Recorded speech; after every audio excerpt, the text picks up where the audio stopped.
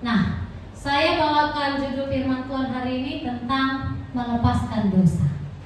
Ya, kalau melepaskan dosa berarti kita meninggalkan, ya kan? Seperti Bapak Ibu selesai kerja melepaskan pakaian dari badannya karena kotor. Berarti ada tindakan kita, ya kan? Ada tindakan kita untuk hidup yang berubah. Nah, tindakan itu berubah kalau kita sudah mengerti, sudah sadar. Nah, kesadaran itu datang dari Tuhan. Seperti Abner, mungkin Ibu Gembala yang sharing kemarin ya. Ya. Nah, di situ orang bertobat karena dia berjumpa dengan Tuhan.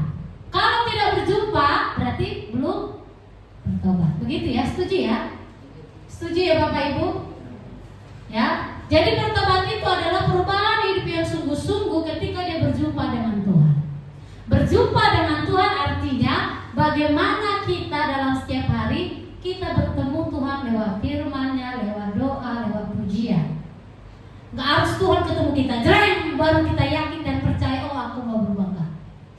Cara Tuhan untuk mempertemukan dirinya kepada setiap orang berbeda-beda.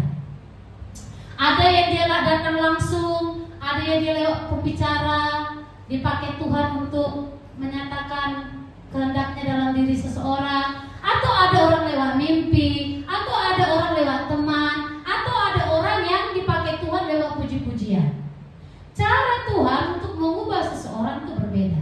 Ada lewat masalah, kan? Lewat pergumulan hidup yang berat bisa Tuhan buat hidup orang berubah. Nah, di sini dari ayat ini kita mau belajar ya. Nah, di sini dikatakan ayat 1, karena kita mempunyai banyak saksi bagaikan awan yang mengelilingi kita, marilah kita menanggalkan semua beban. Jadi saksi di sini berarti ada orang-orang yang mau watch kita, yang menonton begitu. Ada yang melihat kita 24 jam. Nah, kalau kita dalami ini di sini berarti Tuhan lihat kita, malaikat-malaikat melihat kita, ya. Kesaksian-kesaksian hidup kita, orang-orang sekitar kita lihat kita. Jadi hidup kita ini disaksikan semua orang. Yang setuju katakan amin. Karena kita disaksikan, maka firman Tuhan sendiri berkata, menanggalkan semua beban dan dosa yang begitu merintangi. Nanti kita akan kikis satu persatu, tapi kita perhatikan slide dulu ya Bapak Ibu. Nah, selanjutnya, setelah kita beriman kepada Tuhan Yesus dan beroleh selamat, tidak seharusnya kita berbuat dosa lagi, dan sama sekali tidak boleh ya tetap hidup di dalam dosa. Maksudnya begini, kita yang berdoa Tuhan setidaknya jangan berbuat dosa lagi begitu, karena udah tahu kebenaran. Tapi kenyataannya beda Bapak Ibu ya. Jangankan Bapak Ibu saya aja juga tahu diri saya ya. Seberapa banyak kita menyakiti Tuhan tahu. Diri kita sendiri paling tahu dari orang lain ya. Jadi mari kita cek sama-sama. Nah, di situ ada ayat yang saya lampirkan ya. Bagaimana Tuhan mengingatkan dari Yohanes 5 ayat 14, itu seorang yang menderita penyakit selama 38 tahun, yang menunggu untuk masuk kolam Bethesda, tapi gak bisa karena dia gak bisa diri, jadi orang lain duluan. Tapi hebatnya dari cerita ini Bapak Ibu, Tuhan sendiri langsung datang. Seberapa berat hidup kita, pergumulan kita, oh belum, tapi karena dia setia menanti, Tuhan bisa langsung datang. Ya, amin. Yes. Tapi setelah dijawab, setelah dilakukan Tuhan mujizat, Tuhan bilang apa?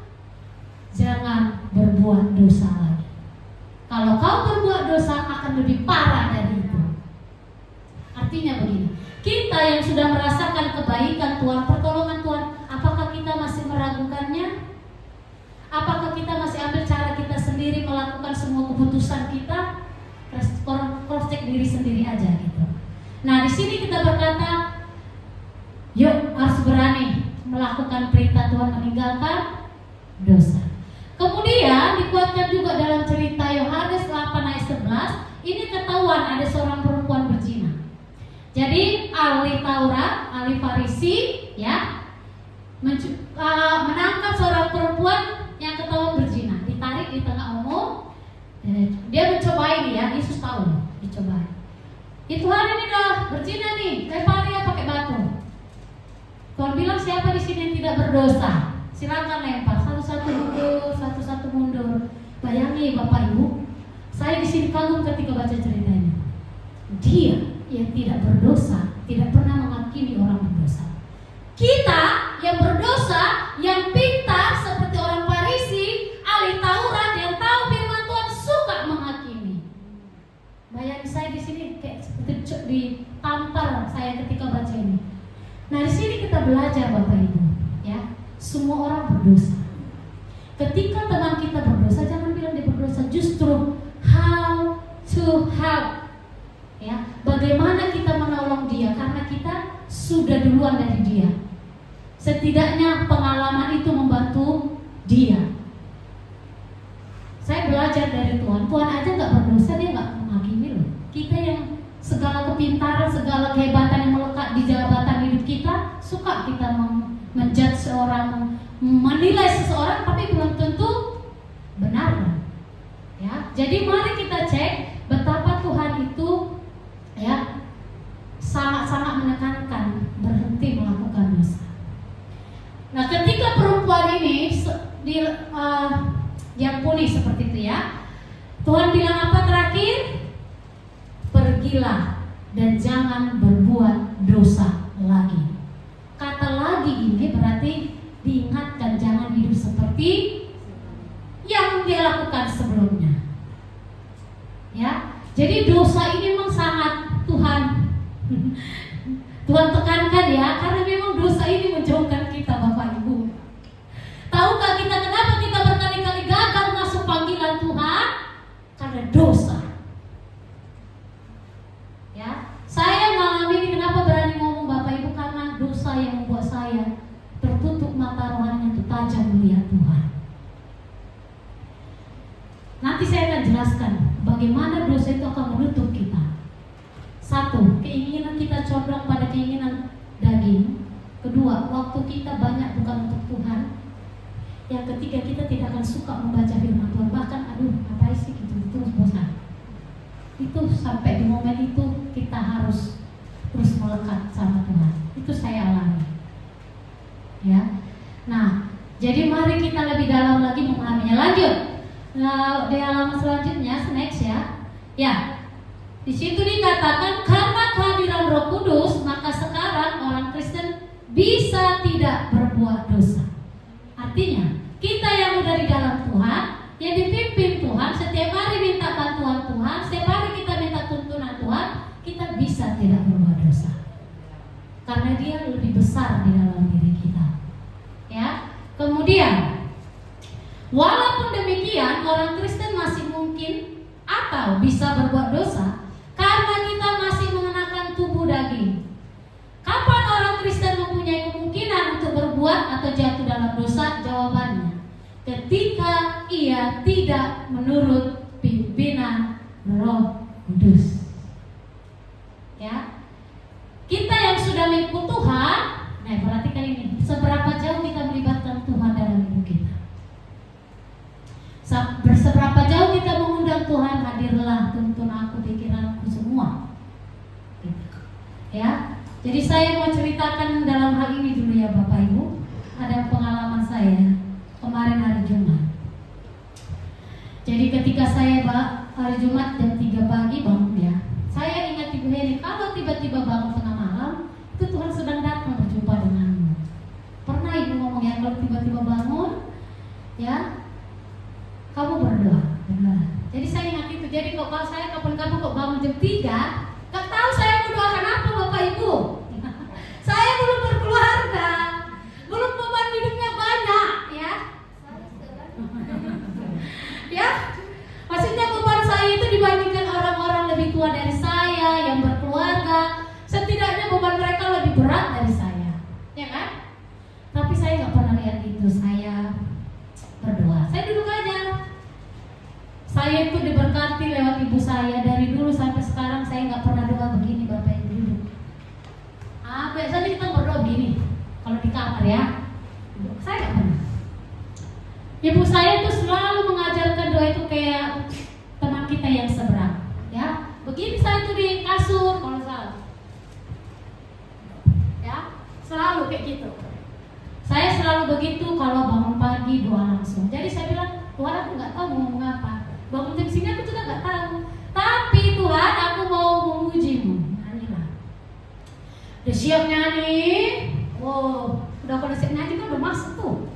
Nggak semuanya yang diucapkan. Yang pertama saya sebutkan adalah keluarga kakak saya.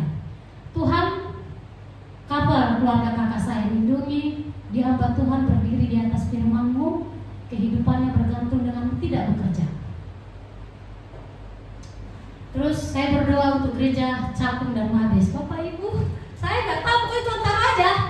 Cakung dan Mabes Tuhan, berkati semua jemaat-jemaat Tuhan, pemimpin Tuhan, hamba Tuhan. Kalau saya nggak ada pikiran itu loh Bapak Ibu. Ya, Tuhan lindungi. Karena saya tahu kalau kita dibangunkan itu Tuhan sedang menggagalkan semua yang terjadi hal-hal yang buruk. Gitu ya. Saya ingat Ibu Eri di situ. Jadi saya berdoa. Bapak Ibu tahu itu jam 3 loh. Malamnya hari Jumat, saya lagi naik motor, ketemu teman yang janjian, ini guru lama. Yang sekarang anaknya Ibu WR tadi ya, sekolah di situ. Ya, ketemu sama guru-gurunya. Jadi sebelum ketemu nih Bapak Ibu, dari rumah biasanya saya bawa botol minum seperti sekarang bawa botol minum nih. Kemana-mana saya bawa botol minum. Tapi hari itu tidak mau bawa karena mau ketemuan pasti makan. Ini kan makan berarti bosan lah. Tahu Bapak Ibu, Tuhan mau membawa botol aqua. Jadi pada saat itu saya pulang dari sekolah ada botol aqua saya bawa, tapi nggak setengah, sedikit kurang dari setengah gitu ya, tinggal sedikit ya gitu, berapa teguk lah gitu ya. Apaan sih kok bawa botol minum gitu ya, malah tidak ngomong bawa botol minum. Terus saya bilang, oh udahlah bawa aja gitu ya, dengan cara manusia kita ya, bawa aja ini botol aqua. Taruhlah di jok motor ya Bapak Ibu. Jalan-jalan terus tiba-tiba kok di depan ini kok ada seorang wanita yang ini ya, apa namanya, kok mau jatuh gitu. Jadi di belakang itu kebingungan ya. Ya Tuhan, ini kenapa yang cewek ini ya. Nah terus tapi aku diam-diam pelan-pelan. Jadi beda 4 motor, 1, 2, 3, 4. Ya udah, akhirnya saya jalan. Udah sampai di Harapan Indah, lampu merahnya itu ya. Nah sebelum itu, 100 meter sebelum itu kan aspal sama tanahnya agak lebih tinggi aspal, jadi mirip-mirip gitu ya. Kalau cewek kan bawa motor, dia itu lagi motornya manual, nggak metik. Kalau metik kan enak, ini manual itu loh motornya begitu ya. Ini kenapa nih cewek? Ya Tuhan, kenapa itu? Jangan jatuh gitu ya. Dan belakang dia ngomong di sendiri. Tiba-tiba dia langsung begini Bapak Ibu, tolong. Kok gitu? Terus gak ada yang nolong, ya kan? Semua orang lewati dia. Lah saya di posisinya. Terus Tuhan, aku yang nolong. Gitu ya kan, karena gemetaran. Orang kan ini bilang, aku yang nolong, sudah. Terus tuh dengan berani lah Bapak Ibu, saya ini ke kiri lah motor saya dulu. Terus saya pegang tangan dia. Terus dia pegang tangan saya nih, ya. Tapi tangannya digas. Yang gas motor itu loh di kanan. Saya bilang, Kak, boleh dilepas gasnya? Saya bilang, oh iya. Terus dia pegang saya langsung duduk di sebelahnya ke aspal.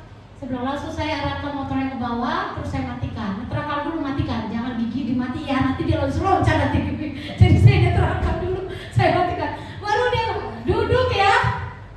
Saya bilang, Kak, punya minum nggak? Karena kan orang itu kayak sempoyongan, kayak mau pingsan ya. Dia punya minum nggak Kak? Enggak punya. Dalam hati Tuhan yang kasihan sekali, nggak punya minum.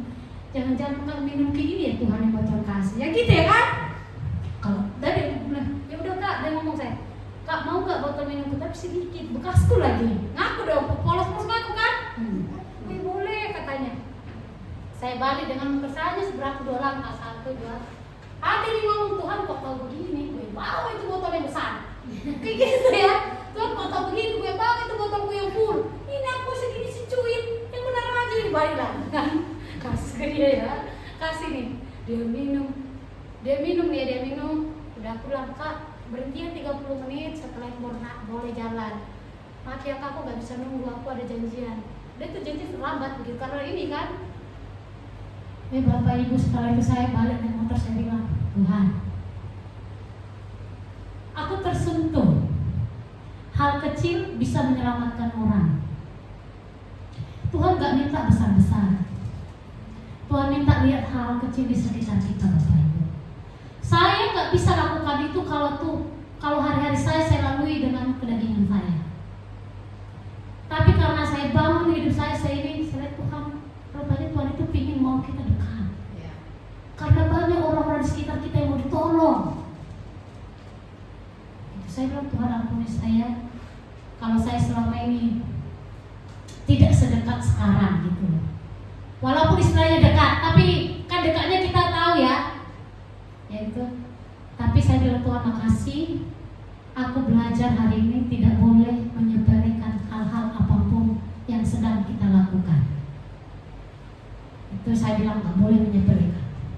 Maka dari situ saya kesaksian sama teman-teman ketemu. Ya, saya bilang, ya kita tetap di dalam Tuhan. Mau gimana sakit hidup kita, mau berdosa mau enggak, kan tetap tinggi di dalam Tuhan. Ya, karena Tuhan yang ubah, jadi satu pun kita nggak bisa menghakimi. Ya, jadi mereka bilang siap Ibu Pendeta.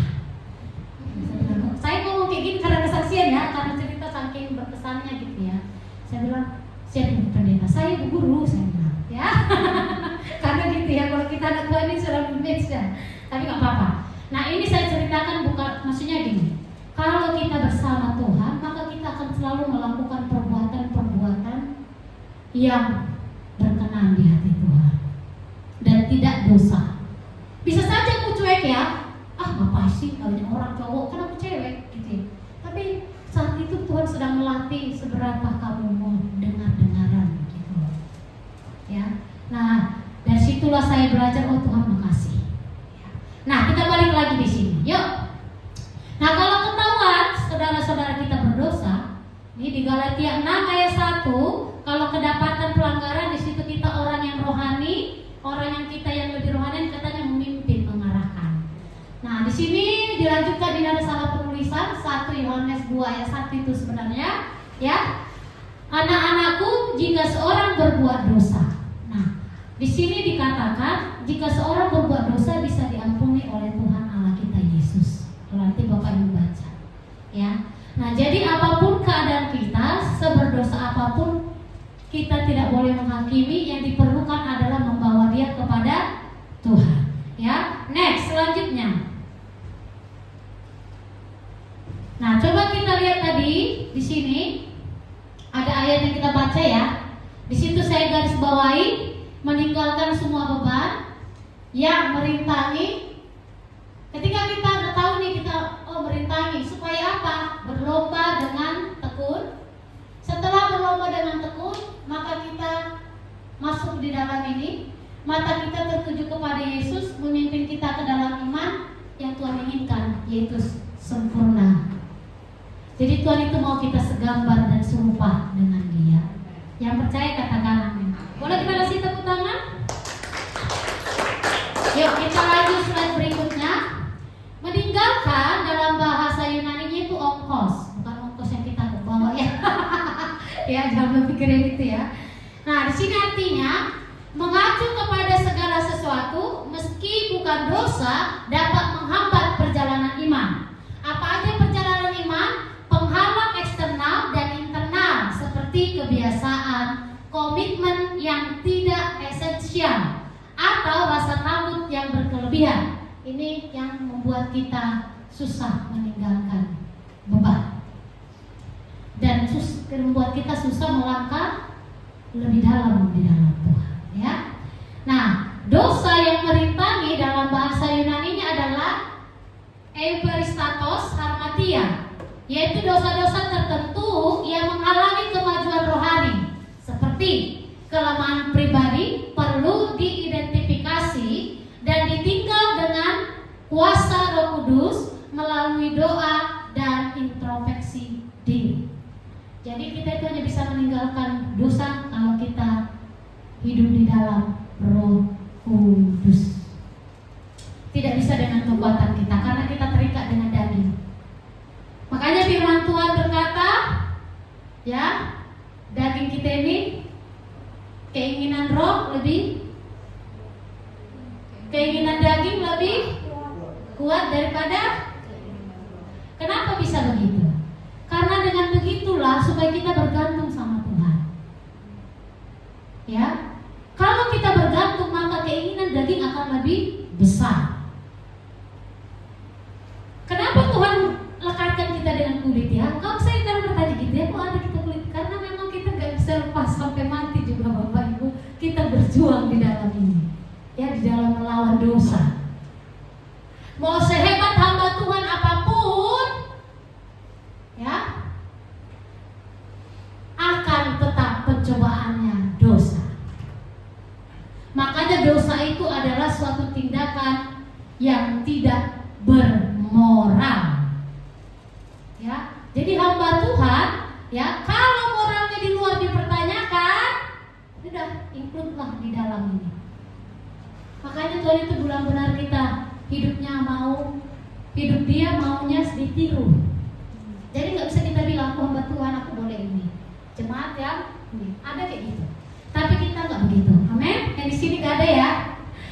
Fokus hidup kita Yesus. Amin. Seperti apa yang Yesus lakukan, yang telah dicontoh, begitulah kita yang lakukan. Dialah tujuan hidup kita, tidak ada yang lain. Ya. Nah di sini dikatakan 1 Yohanes 1 ayat 8, jika kita berkata bahwa kita tidak berdosa, maka kita menipu diri sendiri, ya, dan kebenaran tidak ada di dalam kita. Jadi semua kita berdosa, ya, tidak ada yang tidak berdosa. Makanya kitab Ibrani, ya, kita baca nih barusan, ya, Paulus itu menekankan 3 hal tujuannya. Tetap mempertahankan pengakuan terhadap Kristus sampai kesudahan. Ya, artinya kita itu tetap mengaku Yesus Kristus Tuhan kita sampai akhir hidup kita. Kenapa Paulus berkata demikian? Karena pada kitab Ibrani ini mereka mengalami tekanan hidup, ya, pengujian iman. Makanya Paulus menguatkan jemaat-jemaat di sana. Ya, kemudian dia berkata maju terus dalam kedewasaan rohani. Gak gampang, ya. Tapi Paulus ingatkan maju, apapun masalahnya, ujian apapun, majulah di dalam Tuhan. Kemudian yang ketiga, tujuan dari Paulus menuliskan ini Paulus atau nggak menuliskan ini Bapak Ibu? Kitab ini nggak dikenal sebenarnya penulisnya, ya. Nah di sini dikatakan tidak kembali di bawah hukum dengan cara meninggalkan kepercayaan kepada Tuhan Yesus. Ya, artinya begini, semakin maju hidup kita, maka ujian semakin banyak, dosa juga semakin banyak. Tapi kita berdiri di dalam Tuhan Yesus. Yang setuju katakan amin. Nah, ini tujuannya, maka kita melihat betapa, ya, kita melihat betapa keinginan hati penulis dari kitab ini, ya, kita maju. Jangan dosa-dosa terus yang terus menghambat kita masuk di dalam panggilan Tuhan. Makanya kita di situ dilakukan berlombalah dalam perlombaan iman. Perlombaan yang dilakukan dengan tekun. Tekunnya apa? Meninggalkan dosa, ya kan? Tekunnya apa? Hidup di dalam Tuhan. Ya, tekun dalam apa? Kesadaran, ya, untuk terus tinggal di dalam Tuhan. Dengan demikian kita akan bisa melepaskan dosa. Kalau kita dekat sama Tuhan, Rohnya memimpin kita, apa yang gak bisa kita lepas, Dia akan mampukan. Amin. Contohnya saya berjuang dalam ada satu kalau dibilang hidup ini ada satu bagian yang saya berjuang, ya, untuk hal itu, ya Bapak Ibu. Ketika saya berusaha dengan diri saya selalu gagal, ya. Tapi ketika saya bilang Tuhan aku ingin berubah, tapi aku selalu gagal. Terus dalam hari ke hari Tuhan peradakan lolos, begitu, lolos, dan sekarang tidak tergoda dalam hal itu, ya. Jadi kita semakin hari semakin serupa dengan gambaran Tuhan. Katakan amin. Jadi mengapa kita harus melepaskan dosa? Supaya kita hidup bersama Tuhan, ya. Di ayat yang ke-19 tadi dibacakan, Di situ dikatakan ya, supaya kita sempurna ya. Sempurna seperti Allah. Ya. Untuk mencapai sempurna maka mata kita harus tertuju kepada Tuhan. Tertuju kepada Tuhan ada beberapa yang saya sebutkan, kita lanjut, yaitu hidup dalam takut dan hormat kepada Tuhan. Ya, di situ di Ibrani 12, marilah kita beribadah dengan penuh ucapan syukur, ya, dengan cara yang berkenan kepada Tuhan, ya, dengan hormat dan takut akan Tuhan. Nah, ini supaya mata kita tertuju kepada Tuhan, mari kita beribadah tekun. Amin. Kemudian hidup dalam firman Tuhan. Dalam 2 Timotius 3 ayat 16, di situ dikatakan bahwa kita harus tinggal di dalam firman Allah. Karena firman-Nya lah yang mengubah kita, membersihkan dari hari ke hari. Ya. Apa yang kita tonton lewat YouTube itu baik, tapi kalau kita sendiri merenungkan sendiri di rumah, bacaan kita lebih besar lagi pengaruhnya, ya. Kemudian hidup dalam pembaruan pikiran, yaitu di Roma 12 ayat 2. Hendaklah kamu berubah, ya, dalam pembaruan pikiran kita, supaya kita bisa membedakan mana kehendak Allah, mana yang baik, mana yang berkenan kepada Tuhan. Kemudian hidup kita fokus pada Tuhan, bukan pada, ya, peraturannya. Ini apa ini? Kayaknya bingung ya, kayak gitu ya. Kenapa nggak peraturannya? Tuhan bilang kalau kau mengasihi aku, kamu akan melakukan semua yang kuperintahkan. Nah, peraturan itu kan kita semua tahu peraturannya, Bapak Ibu. Kita nggak tahu siapa yang buat, tapi kita tahu peraturan itu, ya kan? Semua baca ini. Tuhan nggak mau. Tuhan mau kita itu fokus kepada Dia, dan ketika kita fokus, kita akan mau melakukan dan taat. Jadi kita lebih fokus ke pribadinya. Carilah Dia, temukan Dia, ya, supaya kita mengalami perjumpaan dengan Tuhan. Kalau kita berjumpa, Bapak Ibu, maka kita berani berkata, apapun dalam dunia ini tidak ada bandingannya seperti Tuhan Yesus. Karena kita tahu tujuan utama hidup kita adalah Tuhan. Jadi melepaskan dosa berarti kita memandang kepada Tuhan dan terus berjuang melawan dosa dengan kekuatan Roh Kudus untuk terus maju ke depan dan mencapai garis akhir. Jadi kesimpulan hari ini kita akan baca sama-sama. 1, 2, 3, ya. Memandang kepada Tuhan dan terus berjuang melawan dosa dengan kuasa Roh Kudus untuk terus maju ke depan dan mencapai garis akhir. Nah, sebelum saya tutup, kita akan lihat satu video. Jangan ketawa Ibu, Bapak Ibu, ya, soalnya gambar ayam. Silakan kita tampilkan dulu, ya. Kita lihat, kita sama-sama simak, ya.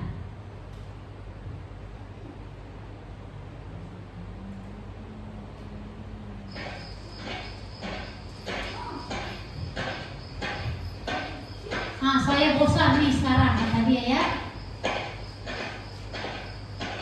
Apa ini? Penasaran dia. Oh, tidak apa-apa. Ketemu lagi. Lah, kok ini lagi? Ya. Coba ah. Kok yang kenyal-kenyal ya? Coba terus. Kayaknya asik nih.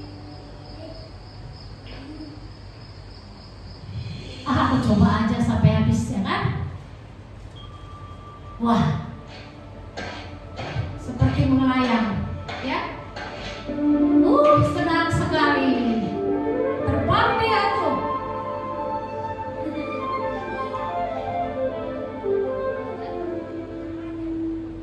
Masih terasa enak? Wah, rasanya. Wah, ketemu lagi. Coba lagi lah, lebih lagi yuk. Nah. Wah, sangat menyenangkan. Dia makin tinggi, kan? Melayang dia tinggi, ya. Jatuh. Oh, saya butuh mereka. Saya terima. Jadi keinginannya bertambah begitu.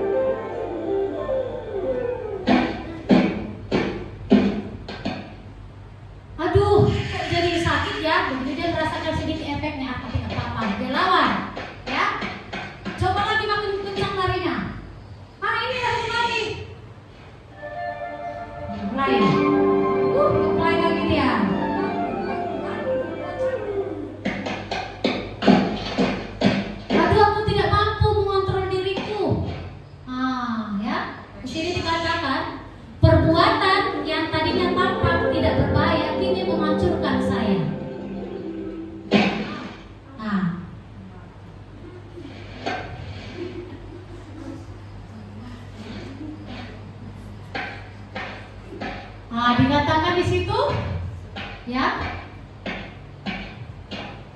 tidak apa-apa, lanjut terus.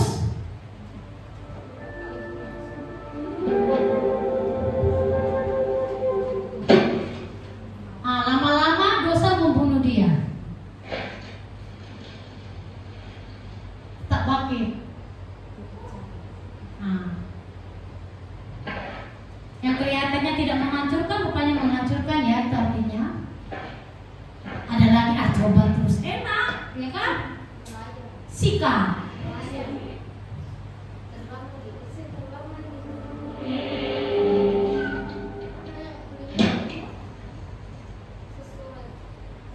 It's faithful. Ya, ini sangat Allah yang mengalami kegagalan. Ya, itu Yudas. Bukan Yudas ya Bapak Ibu, Yakobus. Yakobus 1 ayat 15.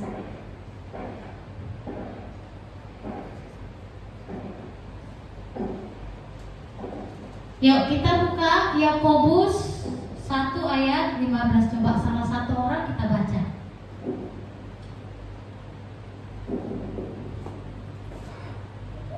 Lama-lama dia tenggelam.